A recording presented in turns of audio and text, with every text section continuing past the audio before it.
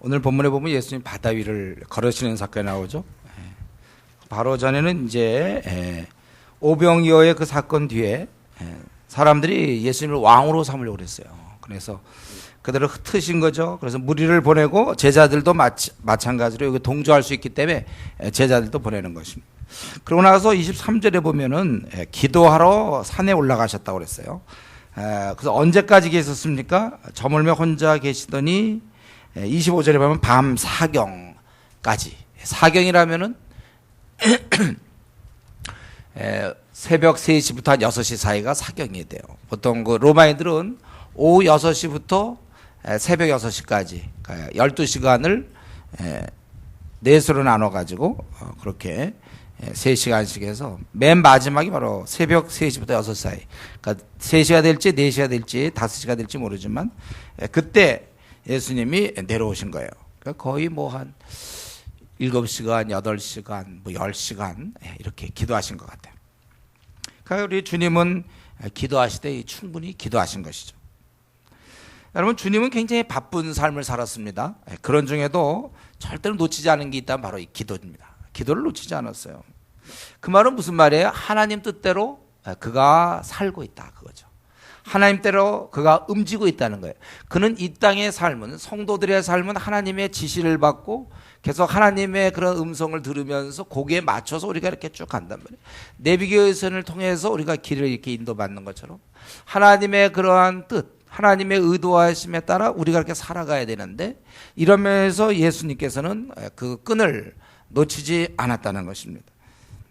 우리야말로 이제는 주님을 믿고 우리에게 앞으로 남은 40년, 30년, 20년, 50년의 생을 주님의 뜻에 맞추어서 우리가 살아가는 사람들인데, 그런데 만약에 우리가 기도를 잘 못한다, 그 말은 무슨 말이죠? 그것은 우리가 주님과 충분히 교제하지 않는다는 뜻이고, 그렇다면 결국 주님과는 주님을 제끼고 주님과 관계없이 내 나름대로 살아간다, 그 말과 같은 말이에요. 내비게이션을 보고 찾아가야 되는데 내비게이션이 꺼져 있다 이거죠. 그냥 걔네가 자기가 그냥 가는 거예요. 우리가 충분히 주님의 뜻을 물어보면서 사셔야 됩니다. 저와 여러분은 혼자 사는 것이 아니고, 믿기 전에는 혼자 살았죠. 그러나 주님을 이제 예수 그리스도를 나의 주인으로 모신 이후로는 그분이 무슨 생각을 하고 그분이 무엇을 원하시는지 알면서 사는 것, 이게 우리 인생의 승리하는 방법이에요. 제대로 사는 겁니다. 왜냐하면 주님은 앞날이 다 보이시거든요. 그분은 다 알고 계세요. 그렇다면 그분과 의논하며 가는 게 지혜로운 것이지, 그분을 제끼고 혼자 가는 것, 그만큼 그것은 손해인 것입니다. 그래서 우리가 기도 안 하는 것, 그거는 결국은 나는 혼자 살겠습니다, 그거예요. 주님의 뭐 도우심이 썩 필요하지 않습니다. 그런 고백이죠. 그렇기 때문에 우리가 바쁜 것이 이유든지 아니면 게으름이 이유든지 간에 우리가 기도 생활을 제대로 못한다면 결과적으로 자기가 이 험한 인생을 자기 혼자 그냥 걸어가는 거예요. 그렇기 때문에 우리는 우리가 주님의 원하심대로 살기를 원한다면 여러분, 기도 시간에 자신을 더 드려야 됩니다. 기도 시간을 많이 가지셔야. 그래, 제가 그래서 보통 우리 한 1시간 정도, 하루에 1시간 정도 기도하자. 이건 뭐예요?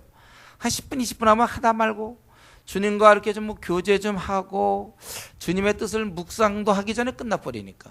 그러니까 결국은 안 하는 거와 비슷한 거예요. 그래서 우리가 기도는 이렇게, 우리 주님도 이 땅에 계실 때 이렇게 기도하셨다면 뭐 저와 여러분 더 기도해야 되겠죠.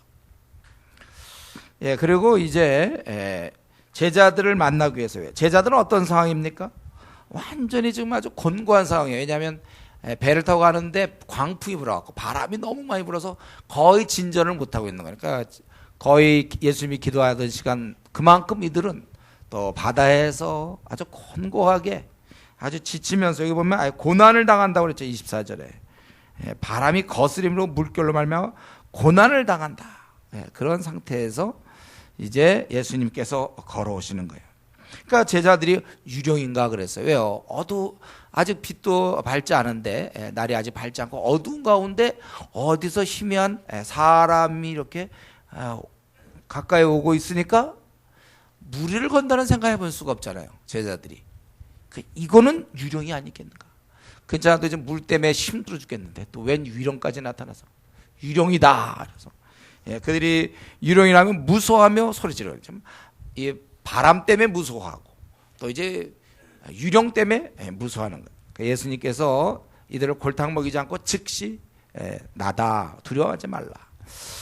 그러니까 이때 아마 같이 소리 질렀던 사람 중에 한 명일 텐데 베드로가 우리 주님께 선생님께서 무리를 걷더니 그럼 나도 한번 어떻게 이 틈에 걸어볼까 이래가지고 주여 만일 정말 주님이시라면 나를 명하사 무리로 오라 하소서 하니 그래서 그 말씀 듣고 그 말 듣고 제자의 말을 듣고 스승이 오라 이렇게 했어요. 오라. 이건 나중에 훗날 베드로를 위대한 지도자로 만들기 위한 다 경험이 되겠죠. 오라. 그러니까 베드로가 배에서 내렸어요. 이거는 땅 육지에 내려야 되는데 바다에 내렸습니다. 그리고 가만히 흐름을 보니까 무리를 걸은 것 같아요. 좀 걸은 것 같아요. 제가 본 게. 그러다가 맨정신으로 이제 하다 보니까 바람이 불고 자기가 지금 바다 위에 있거든 자기가. 이 생각하고 막 의심에 빠지니까 몸에 빠지는 거예요. 그래서 무서워 빠져가는지라 또 소리 질러 소리 질러 나를 구원하소서. 다른 제자들은 잘 있는데 괜히 물속에 뛰어들었다가 또 구원해달라고. 그러니까 이런 이제 사건을 많이 경험하니까 그 나중에 위대한 지도자가 되는 거예요. 여러분. 원래 주님과의 경험은 여러분 많이 할수록 좋습니다. 그래서 우리가 중국도 가보고 뭐 아니면 인도도 가고 막 이제 여러 일을 많이 하는 건 좋아. 이런 경험들이 다 경험을 바탕으로 우리가 뭐라 해서 전진이 있다고 제가 대학부설 해드렸죠. 경험을 바탕으로 은혜를 아는 자는 다음 단계로 나갈 수 있는 거고 은혜를 많이 체험하지 못한 자는 다음 단계로 못 나가요. 못 나가니까 또 경험이 없고 그 은혜를 못 깨달으니까 또 나갈 마음이 없고 그래서 경험과 전진, 무경험과 안전진 이런 말을 제가 썼죠. 안전진. 안 하는 거예요. 그냥 가만히 있는 거예요. 경험이 없으니까. 어쨌든 이래서 예수님께서 즉시 또 손을 내밀어서 붙잡으시 믿음이 작은 자에 왜 의심하였느냐. 그리고 배에 오르니까 사람들이 하나님의 아들이라 하면서 절했다는 거예요. 우리는 요 33절 때문에 이것 때문에 예수님 무리를 걸으신 거구나. 능력 많다고 나는 무리를 걸을 수 있다. 이거를 좀 알리려고 걸은 게 아니고 사실은 의도적인데 자신이 메시아다. 우리의 가치 체계에서는 무리를 걸을 수 없어요. 그는 하나님만이 할 수 있는 일이에요. 그러니까 여기 오병이어를 통하여 우리는 뭘 배웠습니까? 너희는 혼자가 아니라 너희를 도우시는 목자가 계시다. 너희를 먹이시는 목자가 계시다. 우리 지난 시간에 했습니다. 너희를 먹이시는 목자가 이 땅에 계시다. 이 곤고한 인생들아, 너희들은 너희가 다가 아니라 목자가 있다. 그런데 그 목자는 오늘 보니까 풍랑과 자연계를 지배하는 전능자 하나님의 아들이라는 사실이에요. 그렇기 때문에 바로 인생들아 이 말씀 뭡니까? 바다 위를 건너는 것은 인생들아 너희들은 지금 너희는 갇혀진 세계. 당연히 바다는 못 걷고 그냥 이렇게 태어나 보니 먹고 살고 지치고 힘들고 그리고 어려운 일 당할 때 울며 한탄할 수밖에 없는 곤고할 수밖에 없는 또 잘 풀릴 때도 있지만 되도록 우리가 대부분이 잘 안 풀리는 인생길이 많은데 그럴 때마다 한숨 쉴 수밖에 없고 절망할 수밖에 없는 우리 인생들에게 다른 길이 있다. 그것을 얘기하는 거예요. 너희들은 갇혀진 세상에 살고 있고 나는 그 갇혀진 세상을 열기 위해서 이 땅에 온 것이다. 나를 통해서 영적 세계가 있음을 알아라. 제자들이 좀 제대로 반응한 겁니다. 하나님의 아들이시다. 본 적이 없지만 그 하나님의 아들 이러한 고백이 나오는 것입니다. 우리가 이런 예수님께서 바다 위를 건너신 것은 우리로 하여금 이런 믿음의 세계에 들어오라고 얘기하시는 거예요. 이것이 진짜 삶입니다. 하나님 없이 사는 것은 지금 전혀 반쪽도 아닌 어떻게 보면은 100이라고 치면 우리 삶에 하나님과 더불어 사는 게 이게 99.9999고 그냥 하나님 없이 사는 건 0.0001이란 말이죠. 그 삶은 그냥 사는 거예요. 그거는 잠깐 나그네 길 80년짜리 그냥 가는 거. 이때 어떻게 하든지 하나님을 만나서 이러한 가치 체계에 들어가야 돼요. 믿음의 세계, 무리를 걸어도 되는 세계, 이런 세계가 현존하고 있다는 것이죠. 이것이 나중에 초대교회 때 이 베드로 같은 이제 이때 벌벌 떨었던 이 지도자들이 시대를 움직이며 대로마 제국과 싸워서 신앙을 지키던 그 무수한 성도들을 보호하면서 인도하면서 싸울 수 있던 원동력은 이들은 이 믿음의 세계에 들어갔기 때문에 그렇다는 거예요. 그 세계가 지금 나의 세계가 돼야 돼요. 여러분 그래서 앞날을 결정할 때나 결혼 문제나 또는 앞으로 남은 생을 어떤 식으로 살지, 재정적 문제, 또 우리에게 닥치는 많은 문제, 부부 간의 문제, 뭐 가족 간의 문제, 부모와 자식 간의 문제, 또 상사와의 문제, 수많은 문제 아니면 병마, 불치의 병의 문제, 미래에 대한 불안함, 모든 문제를 이러한 가치체계로 물 위를 걸을 수 있는 이 능력, 그분과의 이런 더불어 사는 삶으로 우리가 정복해야 되는 것입니다. 이것은 우리가 원래 우리가 살아야 했던 곳은 천국이지 땅이 아니거든요. 천국에 살던 우리들이, 원래 살았어야 될 우리들이 고향을 두고 이 땅에 와서 곤고한 인생들, 힘없는 인생들, 그러나 이 가치체계는 현존한다, 그것을 보여준 것입니다. 근데 오늘 본문에서는 예수만 나오는 게 아니라 또 누가 나오죠? 오늘 본문에서는 누가 나옵니까? 언제든지 여러분 제 기본 원리가 있다 그랬죠. 여러분에게 물어볼 땐 쉬운 것만 물어본다 그랬죠. 난해하고 어려운 걸 물어보는 게 아니에요. 오늘 누가 나온다고요? 또 다른 인물? 베드로죠. 베드로가 나온다고. 앞으로도 기억하세요. 제가 물어볼 때는 그건 되게 쉬운 거다. 맞출 생각. 베드로가 나오는 거죠. 베드로. 근데 오늘 베드로는 야단 맞았어요. 주님 앞에. 근데 가만히 보면요. 왜냐하면 지금 물에 빠지는 것 때문에 야단 맞는 거거든. 이것이 보통 야단 맞아야 될 이유 중에 하나입니까? 이유의 사유가 됩니까? 야단 맞을. 그 사람이 물에 빠진 게 당연하지. 너 왜 물에 빠져? 그럼 야단 맞아야 됩니까? 좀 이상하잖아요. 뭐 예수님이 야단 쳐도 너 어떻게 물에 빠지냐고. 한 대 맞아. 왜 물에 빠지냐? 우리 다 맞아야 되게? 우리 다 맞아야 돼. 근데 원래 그러니까 물에 빠지는 게 맞는데 여기서는 왜 야단 맞습니까? 바로 그것은 주님, 창조주 앞에서는 만약에 창조주 앞에서 주님이 지금 오라 하셨거든요.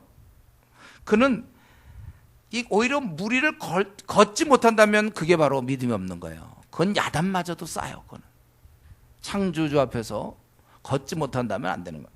여기가 베드로가 물 위를 걸을 수 있었던 것은 29절에 오라 하시니 주의 말씀이 있었거든요. 그러니까 다른 제자 괜히 말이야 낫다가 다 빠지는 거 맞아요. 그러나 주님이 오라 하셨다는 그 말 때문에 조금이라도 걸을 수 있었던 거고, 본인이 의심에 빠져서 이제 떨어지는 것이죠. 갈 수 있었던 거예요. 주님께 같이 갈 수 있었어요. 본인의 의심이었죠. 여러분, 우리가 이력이 바로 믿음입니다. 이 믿음이란 건 이런 영역이에요. 하나님과 함께 했을 때의 합리성이에요. 그래서 여러 명이 모여갖고 합리적으로 결정하는 건 교회 결정이 아닙니다. 믿음의 결정을 해야죠. 12명의 정탐꾼이 가갖고 10명은 못 들어갑니다. 거인들이 있고 우리는 메뚜기입니다. 굉장히 합리적인 얘기죠. 그러나 그것은 여호수아 갈렙만이 오히려 믿음의 얘기를 한 거예요. 그렇게 살라는 거예요. 저 여러분, 우리가 항상 살아갈 때 여러분은 물에 빠지는 사람입니까? 물을 걷는 사람입니까? 하나님 보실 때 믿음의 결단을 해야 되는 거예요. 그러니까 골리앗 앞에 누구든지 나가는 건 비합리적인 거예요. 그건 논리적이지 않는 거예요. 그건 멍청한 짓입니다. 그러나 하나님 앞에서 나가지 않는 게 야단 맞는 짓이에요. 오히려 합리적인 사람이라면, 하나님이 내 편이시라면 골리앗 앞에 나가야 되는 거죠. 다윗이야말로 그 당대 최고로 합리적인 사람이었어요. 왜냐하면 골리앗 앞에 나갈 수 있었거든. 다른 사람은 하나님이 함께 하는데도 나가지 못하는 것은, 그것은 비합리적인 것, 비논리적인 것. 저는 우리 교회에서 뭐 어떤 걸 결정할 때 믿음으로 결정해야지 다수결로 결정하면 안 돼요. 그럼 우리 정탐 갔다 와서 12명 중에 10명이 가지 말자. 그게 그런 결정이 맞습니까? 하나님 말씀이 있단 말이죠. 여러분, 앞으로 남은 생은 항상 이렇게 물 위를 걸어갈 수 있는 그런 믿음으로 나가야지 빠지는 걸 정상적으로. 그러니까 우리 주님은 믿음이 작은 자에 왜 의심하였느냐 이렇게 그렇게 말씀해. 이게 아마 평생 이 베드로의 그 삶 속에 그 생각했을 거예요. 아마 그가 감옥에서도 내일 죽을지 모르는데, 자기 동료 야고보가 죽었죠. 헤롯에게 잡혀서 그가 죽을지 모르면서도 쿨쿨 잤던 것은 아마 이런 경험들이 다 도움이 됐을 거예요. 믿음이 없는 거구나. 물에 빠지는 게 믿음이 없는 거구나. 여러분, 우리가 이 나그네 길을 가면서도 우리가 주님 모시고 가는데 왜 믿음 없는 발언들 하십니까? 왜 믿음 없는 우리가 얘기를 하죠? 그거 회개하셔야 돼요. 믿음으로 나가야 된단 말이죠. 광신은 나쁘지만 바른 믿음, 하나님이 전능자 하나님이 내 편이시다. 그럼 무엇이 두려워요? 그런 것도 없는데 그냥 자기가 괜히 신앙생활도 안 하면서 하나님이 날 도와주시겠지. 이런 광신이에요. 공부 하나도 안 하고 뭐 자기가 어디 애쓸 때 들어간다. 또는 뭐 자기가 노력 안 하면서 이제 이런 건 광신이죠. 그러나 우리가 이 믿음, 우리는 이런 의심함으로 물에 빠지는, 자기 그래서 죽어가는 거예요. 자기 스스로 그 믿음을 발휘하면 되는데 믿음이 없기 때문에 염려, 걱정, 의심함으로 결국 죽어갈 수밖에 없는 거예요. 그리고 나서 34절부터 36절을 보면 여기 찾아오는 병자를 고치죠. 그건 예수님은 가만히 계시는데 많은 병자들이 몰려와서 예수님의 옷자락에도 손대기를 간구하고 손을 대는 자는 다 나음을, 여기서 중요한 건 36절이죠. 다 나음을 얻었다. 주님께 왔는 데는 못 고칠 사람이 있겠습니까? 없겠습니까, 여러분? 이거 주님도 이건 난 못 고치겠다. 되게 어려운 병이다. 주님은 다 주님께 안 와서 못 고치는 거지. 너희가 얻지 못하면 구하지 않기 때문이지. 주님께 온 자는 다 나음을 얻는 것이에요. 그러니까 이 34절부터 36절은 어떻게 보면 15장의 결론 같기도 한데 뭡니까? 인생들아, 선한 목자, 그리고 자연계와 풍랑을 다 통치하시는 이 창조주 하나님의 아들 예수님은 누구든지 나오기만 하면 거기서 목마름이 해결되고 거기서 문제가 해결된다는 것입니다. 왜간 내가 인생을 왜 나는 이렇게 핍절하게 아주 각박하게 힘들게 꽉 막힌 이 광야의 땅을 가는 것처럼 사는가? 혹시 우리 가운데 그런 사람이 있다면 그건 딱 한 가지요. 그분께 나아가지 않기 때문에 그래요. 원래 우리 생은 광야의 생입니다. 그러나 이 광야에도 오아시스가 있는 거예요. 바로 주님이 계신 것이죠. 우리가 주님을 통하여 우리는 힘을 얻을 수 있습니다. 그렇기 때문에 우리가 주님께 나와서 막 어떤 문제를 간구할 때 그것은 뭐 유치하다거나 이기적인 것이 아니에요. 문제가 해결될 때까지 우리가 매달려야 돼. 어쩌면 주님이 우리보다 더 원하는지 몰라요. 그러니까 너희가 얻지 못하는 것은 구하지 않기 때문에 그러다. 너희가 내 이름으로 무엇인지 구해라. 그럼 내가 다 들어주겠다. 그 약속하고 떠나셨거든요. 다 들어준다는데. 여러분, 그래서 우리는 여기처럼 나오는 사람들은 다 나음을 얻은 거야. 손을 대는 자는, 손을 댈래다가 안 된 사람 있죠. 그건 낫지 않아요. 그럼 어떻게든지 된 사람은 낫지 않은 사람이 없다는 거예요. 기도하는 사람들은 다 우리가 응답받는 거고 승리하는 거예요. 그러니까 이들의 병자들의 증언은 무엇? 이들의 이들의 증인 역할은 뭡니까? 예수님께 나오면 다 모든 문제 해결받는다. 여러분, 그것을 진실로 믿습니까? 여러분들은 예수님께 나오면 문제 해결됩니까? 네. 그럼 우리는 문제가 해결되는 거야. 근데 여기서 우리가 이제 항상 헷갈리는 건 뭡니까? 근데 왜 응답이 없지요? 이제 밤낮 요 문제잖아요. 네. 제가 말씀드리지만 그거는 시간차라고 해서 시간차. 내가 하나님께 기도했는데 시간차고 또 한 가지는 뭐라고 했습니까? 우리가 하나님이 온전한 자로 만들기 위해서 역경을 허락하는 거라고 그랬어요. 그 기도 제목이 있기 때문에 내가 교회 나온다니까요. 어떤 사람에게 가난이 될 수 있어요. 또 어떤 사람은 병이 될 수 있습니다. 어떤 사람은 실패의 경험이 있을 수 있어요. 뭐 우리는 다 달라요. 그러나 그것 때문에 주님께 나오는 거예요. 그걸 가지고 우리가 주님이 능력이 없다던 게 아니에요. 우리를 위하여. 만약에 내가 오래 기도하는데 응답이 없다면 그것을 우리가 계속 기도해야 될 것이요. 또 우리는 그것을 통하여 하나님께 가까이 나가는 것이고, 그걸 통하여 하나님은 더 좋은 거를 항상 계획하는 것이고, 그리고 우리는 늘 이런 마음을 가져야 돼요. 그리 아니하실지라도 족하다. 왜 우리는 은혜를 꼭 내가 원하는 걸 받아야 돼. 벌써 내가 예를 들면 죄 쓰임 받았다든가 내가 천국 백성이 되었다. 이거는 우리 인생의 99.999가 된 거라니까. 이미 내가 천국의 백성이 되었는데 요 나그네 길조차도 내 뜻대로 100% 돼야 됩니까? 더러 뭐 얻어도 되고 안 얻어도 되고. 이 자족하는 마음 이런 거 우리 가져야 돼. 그래 나는 뭐 이 땅에서 학벌을 못 얻을 수도 있고 건강을 못 얻을 수도 있고 외모를 못 얻을 수도 있고 뭐 또 그런 거 괜찮아. 이런 주님 만났기 때문에 괜찮은 거예요. 어떤 때는 또 나는 정말 좋지 못한 가정에서 태어날 수도 있어요. 가난한 가정에 태어날 수도 있고, 뭐 부부가 부모님들이 싸우는 거 보면서 자랄 수도 있고, 이상이 일이 안 풀리고 사업했다 망할 수 있고, 그렇게 큰 문제냐 이거죠. 내가 영생을 얻었기 때문에 이 땅에서 얻을 수 있는 거 다 얻은 거라고 제가 늘 얘기했어요. 그리고 우리는 이 땅에서 일용할 양식들을 위하여, 필요한 것들을 위하여 우리 하나님께 기도하고, 손을 댄 자는 다 나음을 얻었더라. 여러분, 이것을 경험해야 됩니다. 이걸 경험해야 돼. 하나님께 나가면 문제 해결된다. 이걸 진짜 믿어야 된단 말이에요.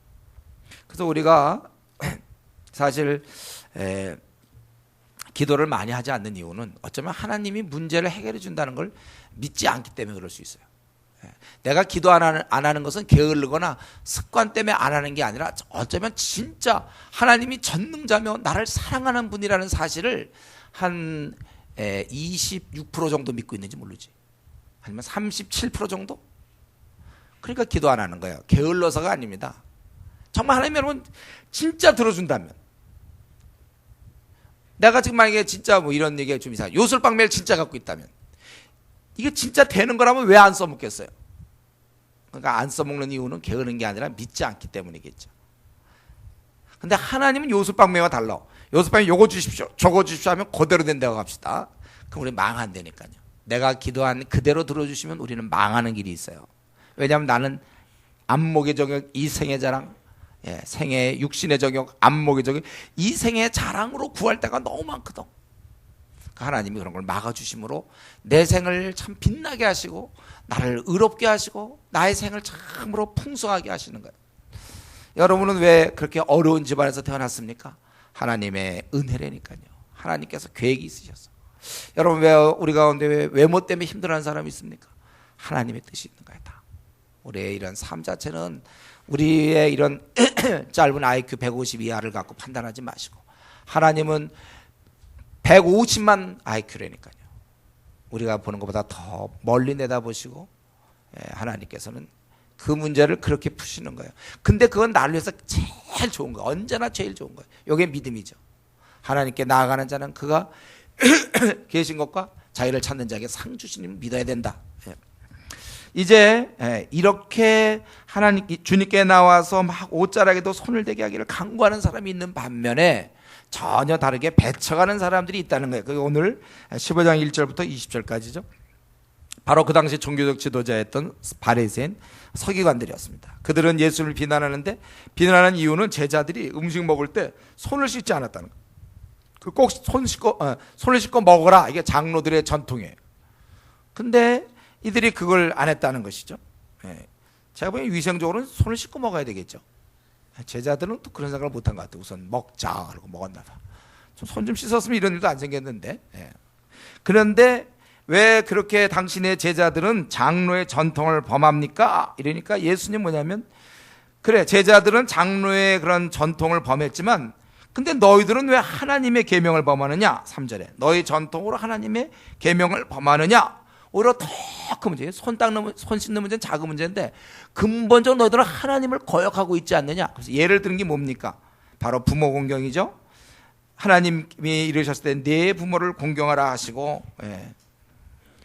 또 아버지나 어머니를 비방하는 자는 반드시 죽임을 당하리라 하셨거늘. 출애굽기 21장 17절에 보면 그 부모를 비방하는 자는 죽여라. 그게 성경의 원리입니다. 오늘날은 이제 하나, 우리 중국에 같은 데는 이제 소황제라고 그러잖아요. 한 명. 막 부모한테 대들고 자기 멋대로 하지만 성경에 가르치면 부모한테 대들 수가 없어요. 부모는 누굽니까? 하나님의 사랑과 공의, 이거 하나님을 대신하여 권위를 행사하는 거예요. 그 애를.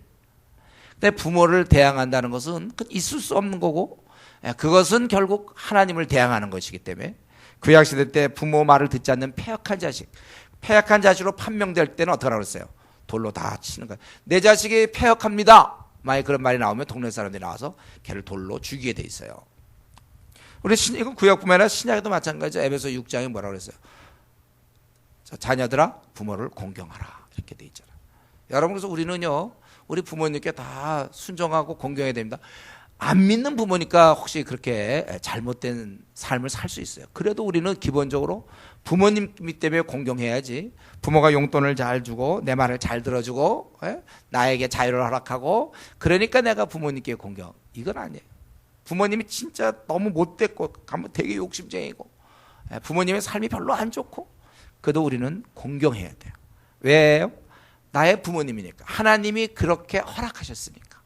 그런 부모를 주셨기 때문에 우리는 공경해야 되는 거예요. 여러분들 가운데 혹시 부모님과 사이가 안 좋은 사람이 있습니까? 우선 그것부터 회개하세요. 우리 부모님과 좋은 관계를 누려야 돼요. 그런데 이때 이 바리새인들은 뭐라고 그랬냐면, 부모님께 우리가 마땅히 효를 이렇게 해야 되는데, 그래서 부모님께 뭐 드리든지 오늘날 따지면 용돈도 드려야 되고 이러는데 나 그거 헌금했어요. 예를 들면 그런 식으로 하면 그게 사실은 그러면서 하나님께 드림이 되면 뭐 더 이상 드릴 게 없다. 그게 바로 6절에 부모를 공개할 것이 없다 하여 너희의 전통으로 하나님의 말씀을 폐하는도다. 이들은 하나님의 뜻은 어디 가고 자기들이 그냥 만들어 버린 거예요. 아마 자기들한테 뭐 제사를 뭐 이거 할 때 제물을 갖고 오면 됐다 뭐 이런 식으로 아마 만들어지 모르겠죠. 바리새인과 서기관들이. 성경은 그런 자를 이제 외식하는 자라고 그러죠. 하나님에 대해서 입술로는 공경해. 분명히 얘기를 들으면 공경하는데 마음이 없어. 우리도 그런 경우 있잖아요. 이렇게 얘기를 들어보면 부부 사이도 그럴 수 있어요. 분명히 남편이 나를 사랑한다 그러는데 가만 보면 벌써 이렇게 느껴지는 게 있단 말이에요. 이건 사랑이 아니에요. 말로는 사랑이지 저건 사랑이 벌써 마음이 떠나 있다는 걸 우리가 느낄 수 있어요.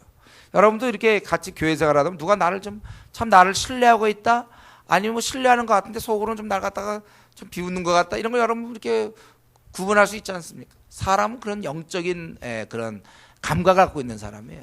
그냥 안단 말이죠. 하나님도 알아요. 얘가 진짜 나를 섬기는지 아닌지 마음이 있는지 없는지를 안다는 거예요. 당시 이스라엘 백성은 하나님을 다 섬긴다 그랬는데 이사야가 지적하기를 뭐라고 했습니까? 그거는 말뿐이다. 말이지 마음은 아니에요. 말할 때 그의 눈빛을 보거나 그의 정말 결과를 볼 때 이거 진짜구나. 여러분 그 정도는 알죠? 그건 모릅니까? 이 정도는 알아요. 우리가 부모가 나를 사랑하는지 아니면 그런지 또 정말 남편이 나를 사랑하는지 아내가 나를 사랑하는지 우리가 다 알아. 이 친구가 나에 대해서 신뢰하는지 아니면 이 친구는 그냥 말로만 내 앞에서 그러고 뒤에서 나를 갖다가 막 비방하는지 이런 거 우리가 다 알 수 있단 말이에요. 하나님이 그거 모르겠습니까? 백성들이 재물 갖다 드리고 제사 드리고 나를 좋아하는구나. 하나님 그러겠습니까? 그들이 이런 입술로는 공경하는데 마음은 전혀 관심이 없다는 거예요. 원래 우리가 신앙생활은 뭐예요?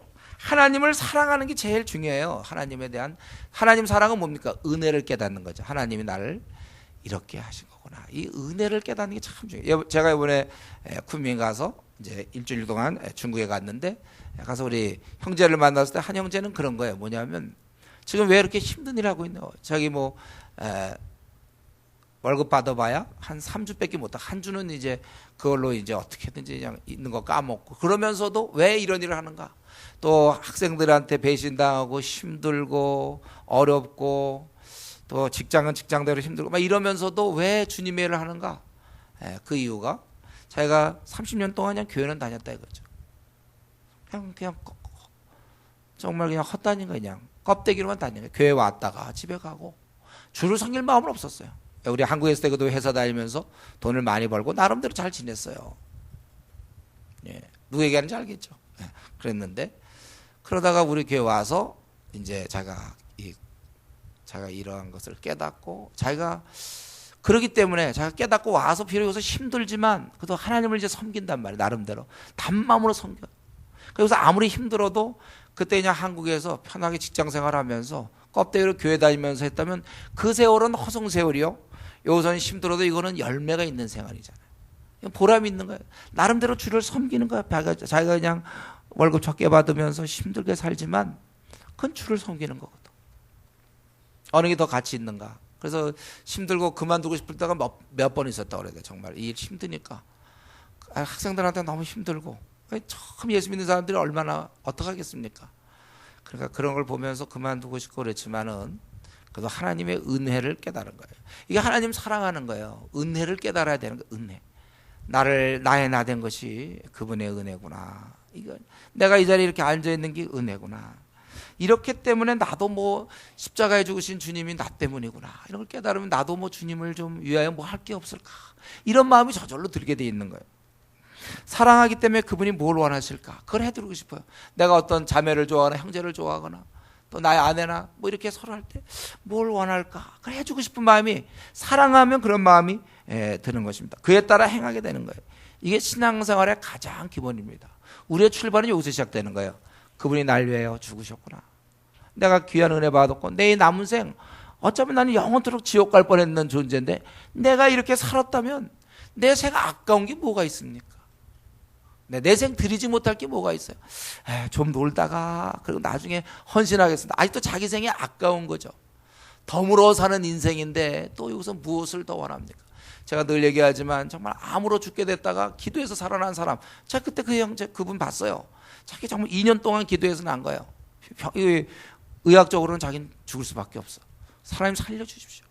살고 나서 세상적으로 잘 나가던 형제지만은 그때 이후로는 정말 주님을 위해서 살고, 그리고 어려움, 비방과 오해와 이제 목회를 하니까 이제 그런 거 당할 때도 뭐 자기 어차피 뭐 덤으로 사는 인생인데 그래도 주님이 날 위해서 일을 맡기시니까 이제 그렇게 할 수 있는 게 주님을 사랑하기 때문에 돈이 없어도 뭐 어떻게 해도 기쁨으로 이 사명을 감당하는 것입니다.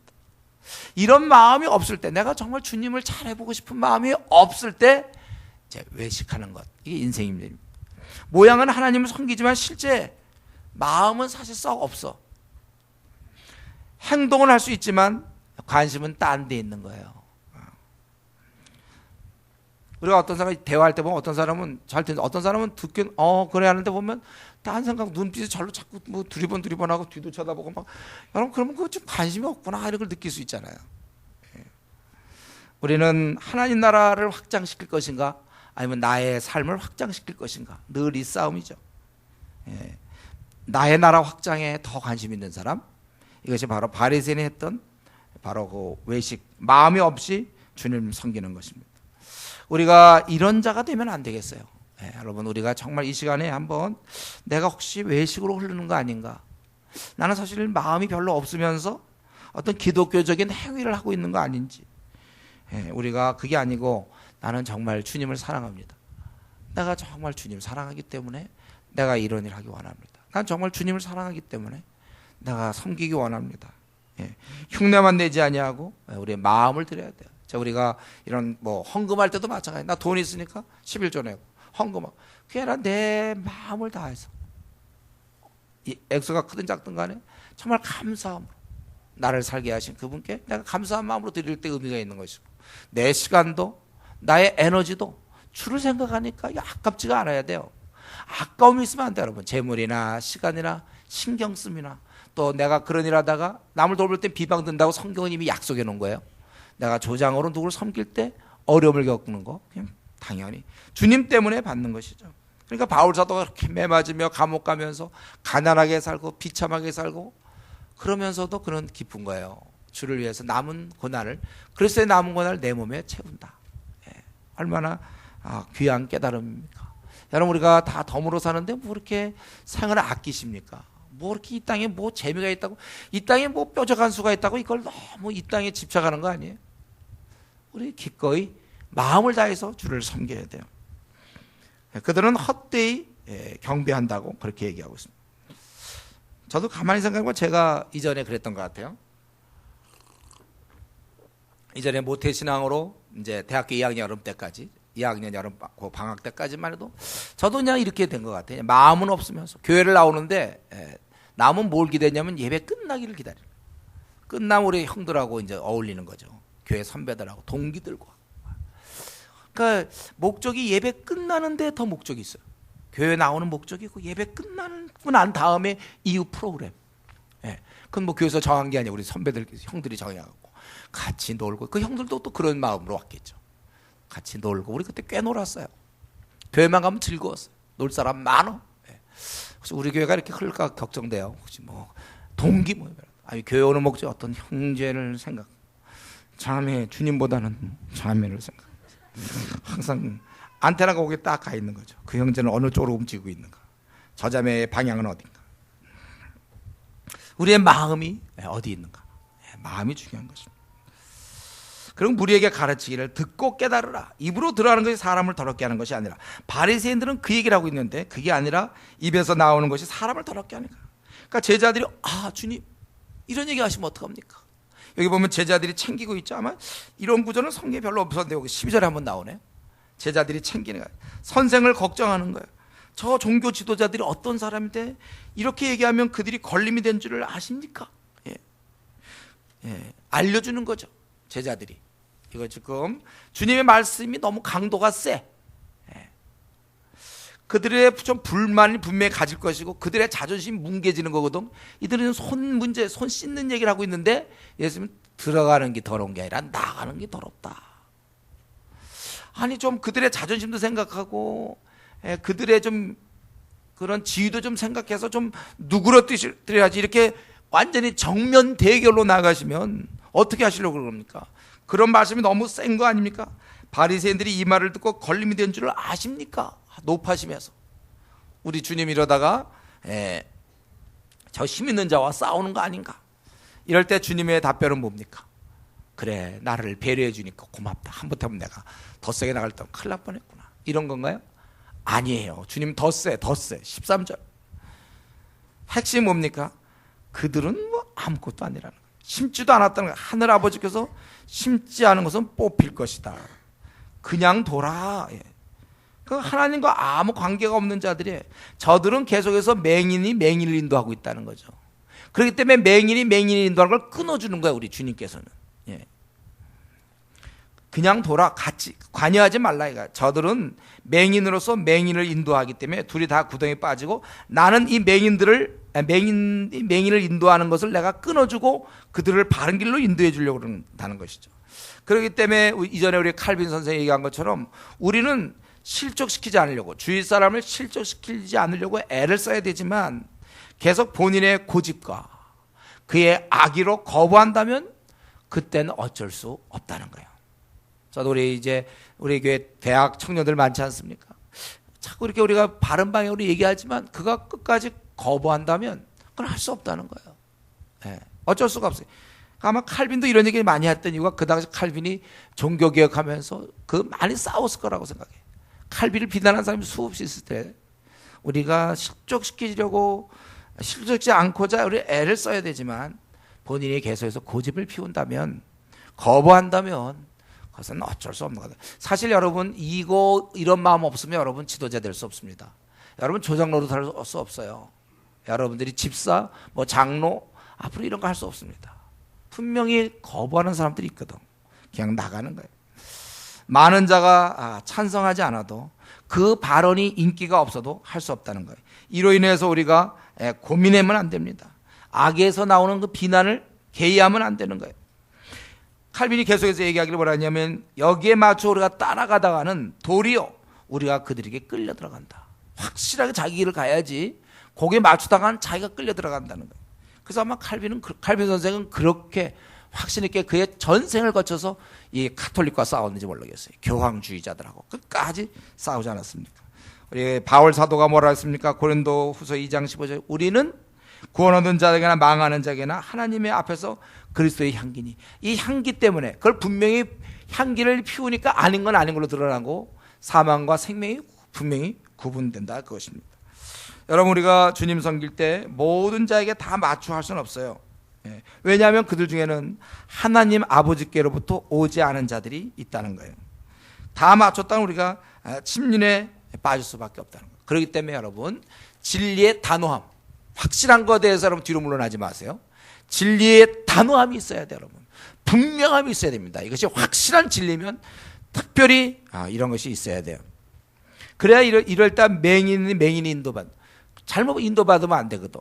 이렇게 해야 어린 자가 미혹되지 않는 거예요. 칼빈이 그때 분명하게 이 교황주의자들, 가톨릭이 잘못된 것을 분명히 얘기했기 때문에 사람들이 가톨릭으로 안 간단 말이에요. 오늘날은 기독교에 잘 그런 얘기 안 해요.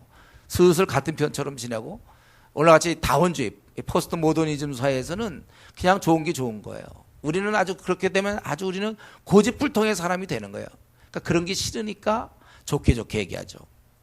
여러분, 이러면서 여러분 확실한 기준을 갖고 있어요. 세상 사람이 인정하든 인정하지 않든 하나님 앞에서 우리가 분명히 살아요. 어린 자를 위해서 분명히 해야 되는 것입니다. 저는 우리들이 그렇게 살아야 되고, 우리 교회가 그래야 됩니다. 한국 교회에 분명한 지침을 줘야 돼요. 한국 교회가 지금 너무 전도를 하지 않지 않습니까? 한국 교회가 무슨 선교를 합니까? 저는 이럴수록 우리는 분명한, 오히려 그래야 그들이 전도 안 하는 게 잘못됐구나, 이걸 알아야 돼. 분명하게 우리가, 아직 우리 교회가 작아서 그렇지, 우리 교회가 만약에 한 10,000명 되고 20,000명 되면 이게 분명히 저 교회는 이제 전도한다, 저 교회는 이제 선교한다, 이게 분명히 나올 거예요. 저 교회는 PBS 하는구나.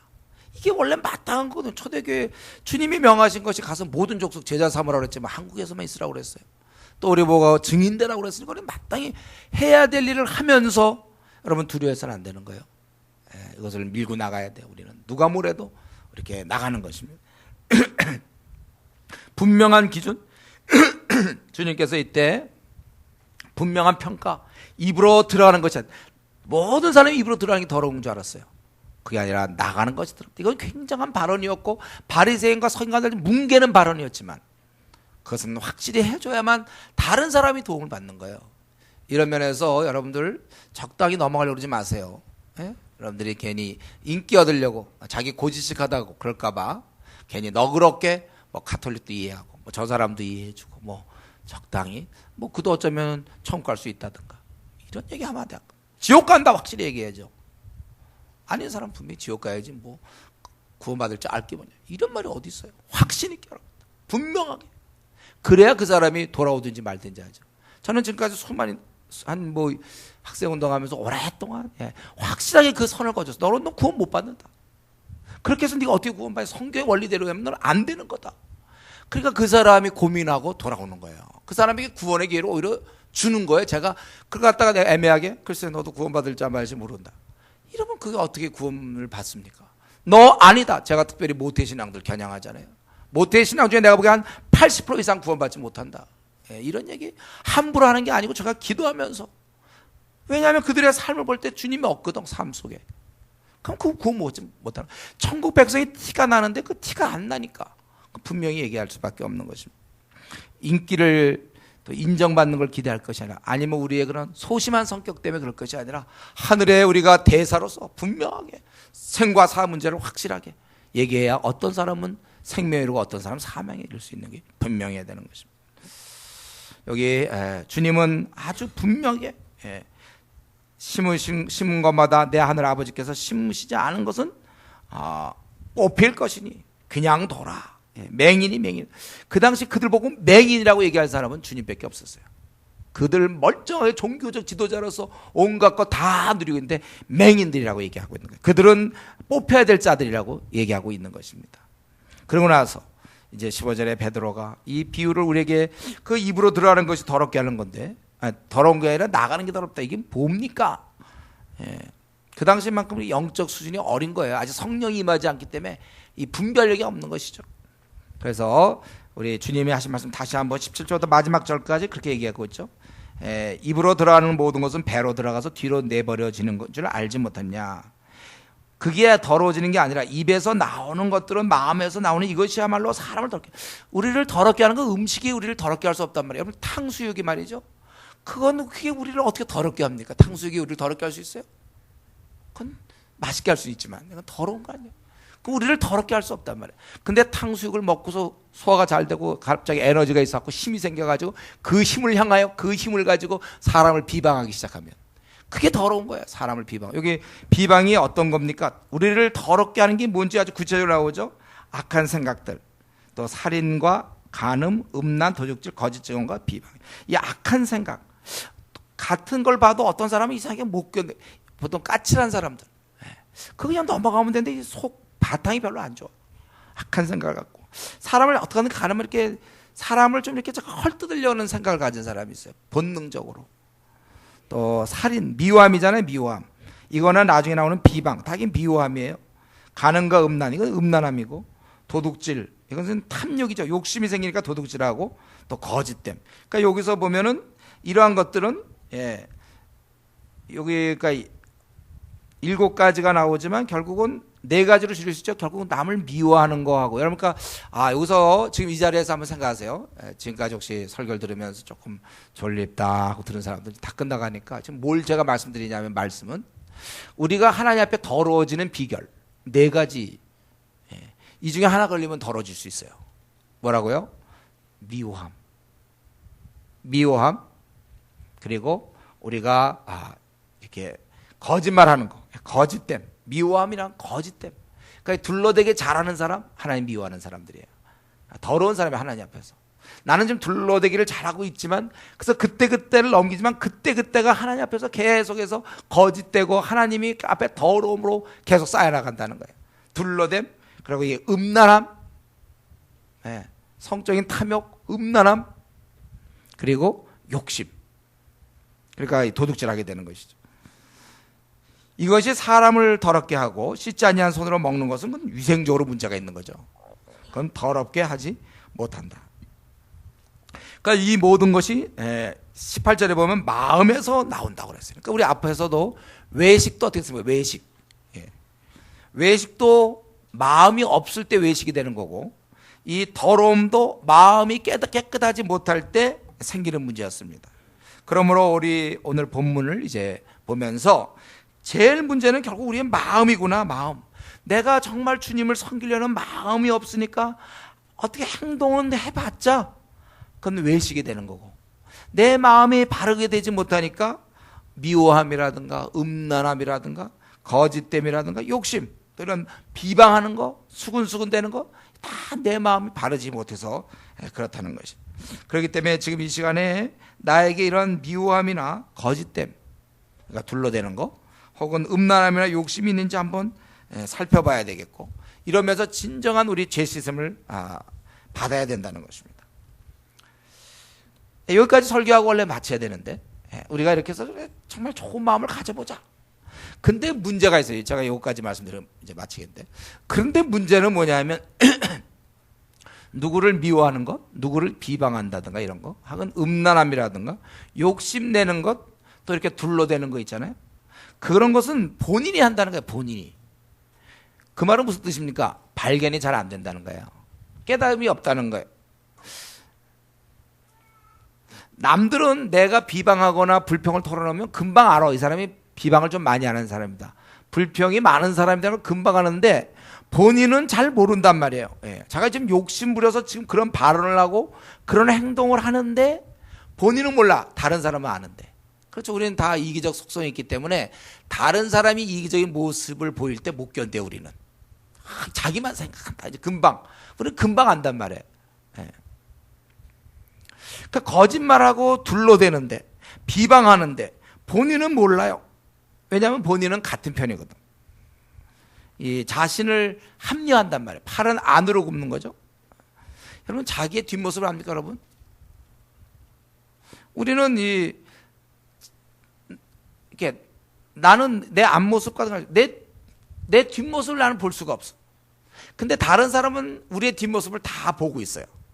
지금도 여러분 이렇게 앞에 앉은 사람 그 뒷사람이 그 뒷모습 보죠? 자기는 생전히 뭐 자기의 이런 뒷머리라든가 뒷모습 모른단 말이에요. 근데 다른 사람은 자기의 뒷모습을 다 보고 있어요. 내가 예를 들면 이에 무슨 고춧가루 꼈다, 이렇게 할 때 내가 보입니까? 그러나 다른 사람은 다 보고 있어요.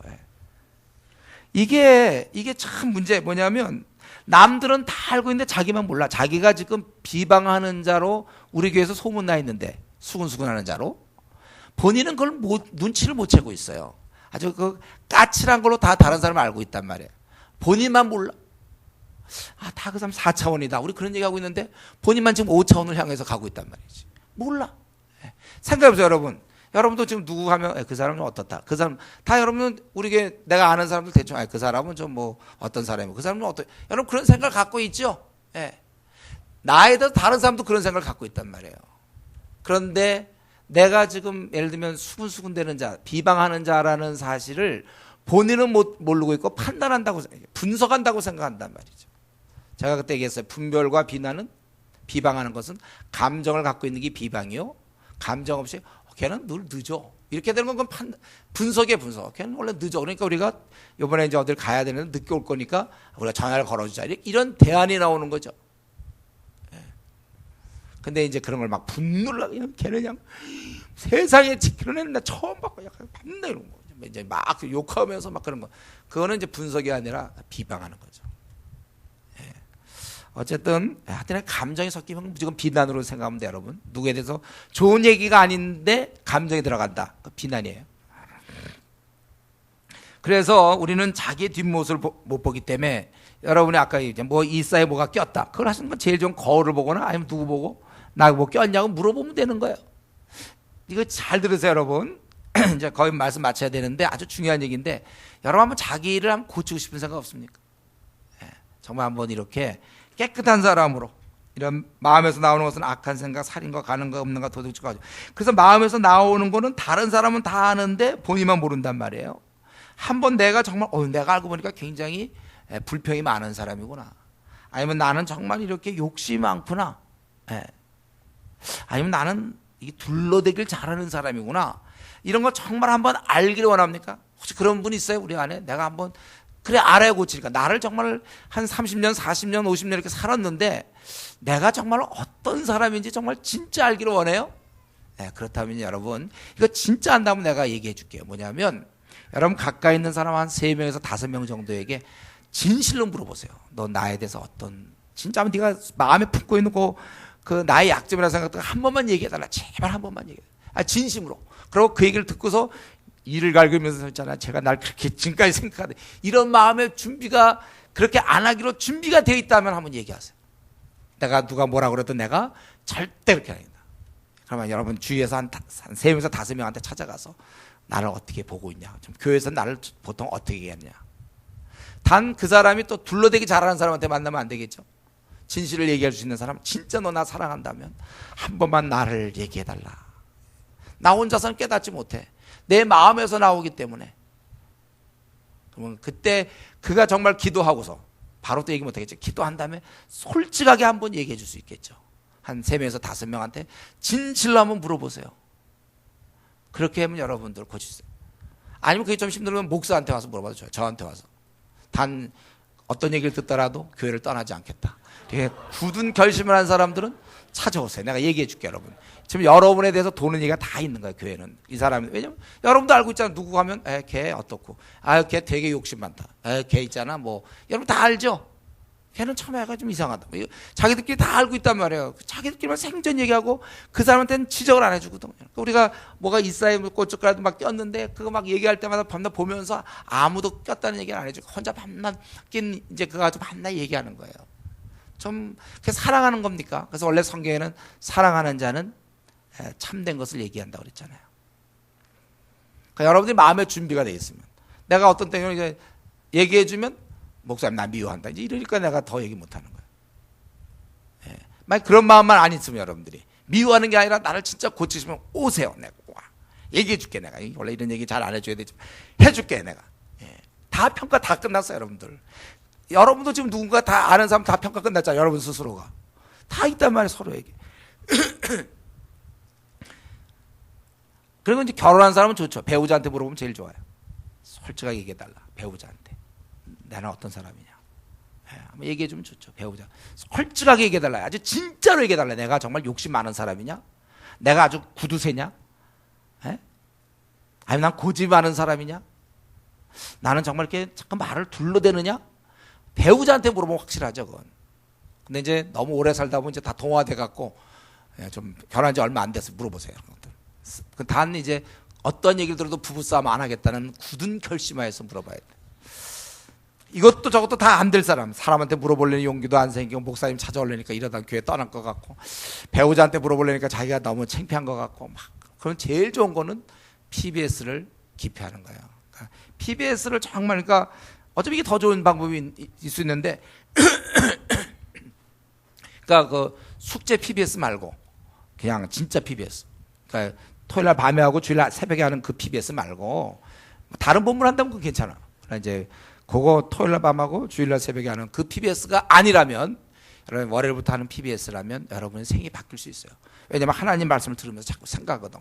자기가 했던 말들 이게 욕심이구나 이걸 깨닫게 되니까. 그래서 숙제 PBS 말고 진짜 자기 삶을 바꿀 수 있는 PBS를 한다면 여러분 바뀝니다. 바뀌게 돼 있어요. 남들은 다 아는데 혼자 모르는 채 있지 말고 그래서 제발 우리가 좀 고쳐서 이렇게 고쳐야 될 이유는 주님의 이름이 내 어깨에 달려있는 거 아니고 내가 인격이 바뀌어야죠. 주의 이름을 땅에 떨어뜨리지 않기를 원합니까 여러분? 정말입니까? 한번 이런 과정을 거치세요. 그동안 우리가 종합검진도 뭐 2년에 한 번 보통 이제 보험에서 이렇게 2년에 한 번 하거나 뭐 1년에 한 번 이렇게 하지 않습니까? 우리를 한번 살펴보는 것처럼 지금 어쩌면 한 20년 동안 한 번도 주위에서 그런 얘기 안 들은 사람도 있을 거예요. 비난은 좀 들었는지 모르지만 정말 나에 대한 걸 구체적으로 내 모습을 진짜 보기 원한다면 여러분들 보면서 이걸 주위 사람들한테 부탁해서 이걸, 그래서 그 사람한테 물론 창피하고 그러지만 한 번만 자기 자신을 진짜 직시할 수만 있다면, 그렇다면 얼마나 좋겠습니까? 고친다면은. 예? 내가 이거 이에 깨어 있는 거 다 없어지면 얼마나 얘기할 때 좋겠어요. 보는 사람이 좋겠습니다. 밤낮 그거 묻히고서 지금까지 지금 15년째 살아온 사람인지 몰라요. 20년째 살아온 사람이고 30년째 40년째 밤낮 묻히고 다니면서 누가 좀 빼주면 참 좋겠구만. 본인은 안 보이니까. 그래서 자기의 그런 욕심 때문에 주위 사람이 그렇게 힘들어하는데, 자기의 그 둘러댐 때문에 주위 사람이 그렇게 힘들어하는데, 주님의 명예가 다 땅에 떨어진데도 모르는 채 그런단 말이에요. 여러분이 정말 우리가 한번 오늘 이 설교를 듣고 정말 한번 고치면 좋겠어요. 그러면 남편이 참 행복해야 할 텐데, 아내가 참 행복해하고 자식들이 진짜 행복해야 할 텐데, 성도들이 행복하고 목사가 행복하고 서로 행복할 수 있는데, 조장이 행복하고 팀장이 행복하고 동기들이 행복하고, 내가 이 나를 고치지 않음으로 이 복음 전할 길을, 회사나 학교에서 복음 전할 길을 나의 그 인격으로 가로막지 않도록 스스로 조심해야 될 것입니다. 변화되지 않는 인격을 고치지 못한 채 계속 살아가면 갈수록 나의 이렇게 그 둘러댐과 욕심과 미워함이 그대로 있고 부정적이고 이런 게 그대로 있는 채 내가 살면 살수록, 그러면서 내가 교회 다닌다는 사실을 숨길 수가 없다면, 그렇다면 그만큼 주님의 영광은 가려지는 거야. 회사에서 내가 정말 내 인격을 고치지 못할 거라면 교회 다니는 걸 어떻게든 숨기셔야 돼요, 여러분들. 교회 다니는 건 드러났는데 인격은 그대로, 죄성 가진 그 인격 그대로 남을 미워하고 돈을 좋아하고 욕심 부리고 비난하는 거 그대로 살려져 있으면 하나님의 영광을 가리고 나를 만나는 사람들이 구원을 받지 못하게 하는, 그것이 바로 실족해 하는 거랑 마찬가지죠. 그렇기 때문에 내가 벌써 회사를 다닌 지 3년이 됐는데, 아니면 5년이 됐는데 이상하게 내 주위에 믿는 사람이 없다. 참 그들은 강팍하다. 이게 처음 생각일 거고, 조금만 더 생각해 보세요. 그들이 믿도록 자기가 해줬는가? 그 인격과 그 삶을 보고 그 주위 사람들이 교회 나올 마음이 생기게 했는가? 그걸 생각해 보세요.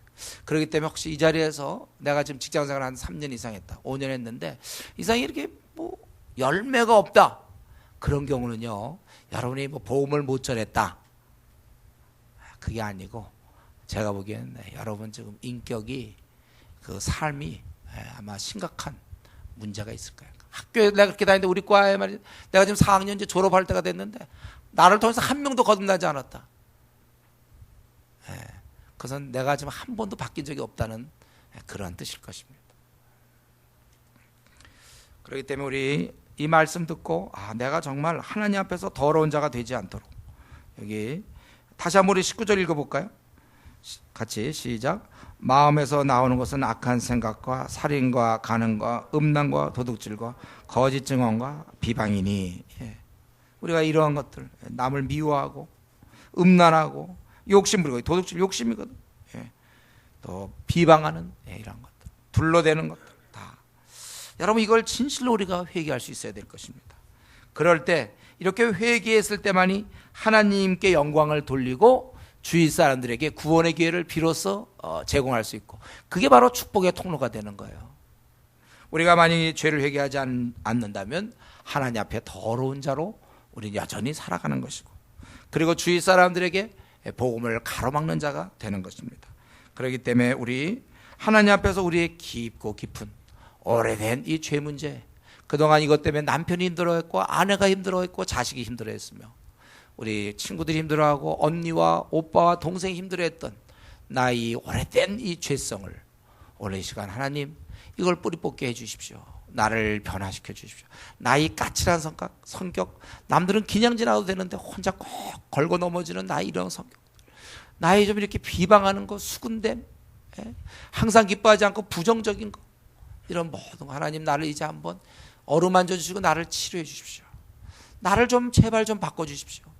내 주위 사람들 내가 한 번 딱 사는데 왜 내 주위 사람들 힘들게 하면서, 왜 눈치 보게 하면서 삽니까? 내가 주위 사람들 눈치 보게끔 만듭니까? 왜 남편 눈치 보게 하고 아내 눈치 보게 하면서 내가 살아야 됩니까? 교회에서의 목사가 그 사람 눈치 봐야 됩니까? 왜 성도가 눈치를 봐야 됩니까?